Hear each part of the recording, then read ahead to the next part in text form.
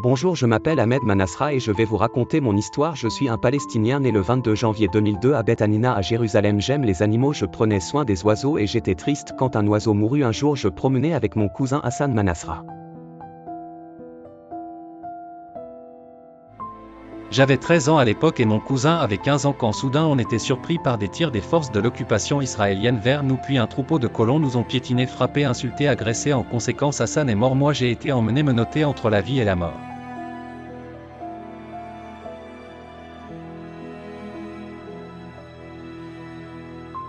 Ensuite, les forces d'occupation israéliennes ont délibérément divulgué la vidéo de mon interrogatoire. On voit bien dans la cassette l'interrogateur me crier fort et me déstabiliser afin d'obtenir des faux aveux, et moi je répétais: je ne me souviens pas, je ne suis pas sûr.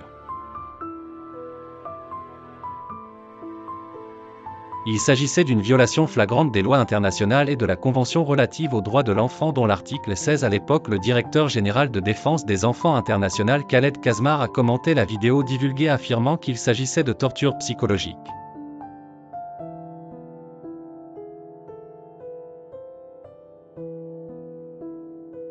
et physique auxquelles les enfants palestiniens sont exposés. Il expliquait que les enquêteurs israéliens ont privé l'enfant Manasra de son droit de consulter un avocat et d'emmener sa famille avec lui. Le but de la fuite de la vidéo est l'intimidation et la violence psychologique.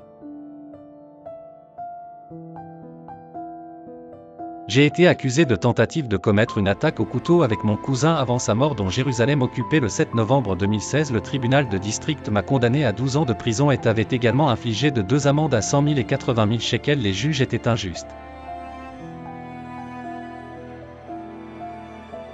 Actuellement j'ai 21 ans, ma santé et mon état psychologique se détériorent beaucoup et j'ai eu l'idée de quitter ce monde. Mon jeune âge n'a pas affecté les colonisateurs qui m'ont mis dans l'isolement pendant des années sans laisser entrer la lumière ni le soleil.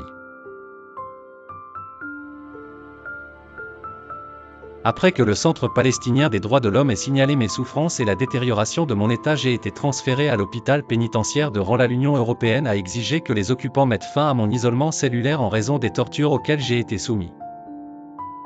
Je souffre de schizophrénie à cause de la torture que j'ai subie sous l'occupation, et malgré ce dont je souffre, il exige que je reste en détention isolement pendant encore 6 mois. Malheureusement, mon nom n'était pas inclus dans l'accord pour les prisonniers libérés. Tous les enfants palestiniens souffrent comme moi. Ils privés des droits les plus élémentaires de l'enfant et sont exposés de toutes sortes de tortures de la part d'Israël et d'Élé.